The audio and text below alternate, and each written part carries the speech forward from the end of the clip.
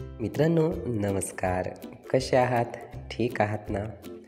मित्रांनो आपण कार्य बरेचदा करत जातो आणि कार्य जेव्हाही करत असतो आपण तर बरेचदा लक्षात येतं की आपल्या कार्यावर हे बाकीचे लोक मत मांडत आहे, टीका करत आहे किंवा असे कार्य या व्यक्तीने करू नये किंवा या कार्यात असं असायला पाहिजे.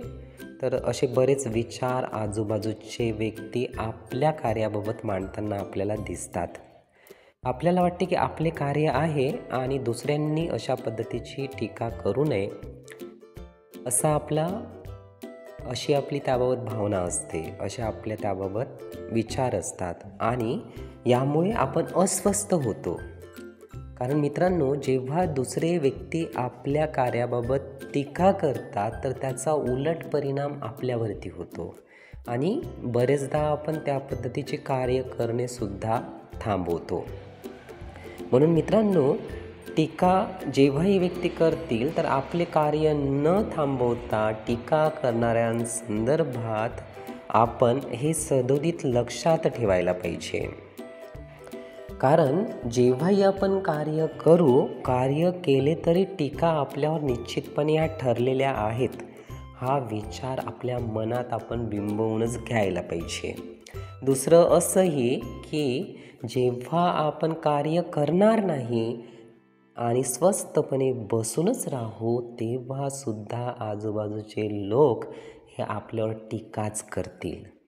पण मित्रांनो, या दोन्ही गोष्टी संदर्भात जर टीका होत असेल तर नक्कीच आपल्याला वाटतं की आपण जीवन कसं जगावं. मित्रांनो, जीवन जगणं हे आपल्या हातात आहे.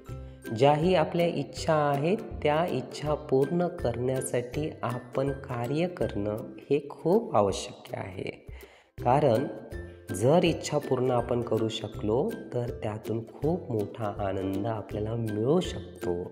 तो स्वस्थ बसण्यातून नाही किंवा टीका करणाऱ्यांचा विचार करून नाही, तर ज्या आपल्या इच्छा आहे त्यासाठी प्रयत्नरत राहणं, त्यासाठी कार्य करणं हाच त्याच्यावरचा उत्तम उपाय आहे. मित्रांनो, लक्षात आलं असेल ना? जीवनाला अशाच पद्धतीने सजगपणे बघूया व जीवन सुखी, आनंदी व यशस्वी करूया. मित्रांनो, आपला अमूल्य वेळ देण्यासाठी आपले खूप खूप मनापासून धन्यवाद.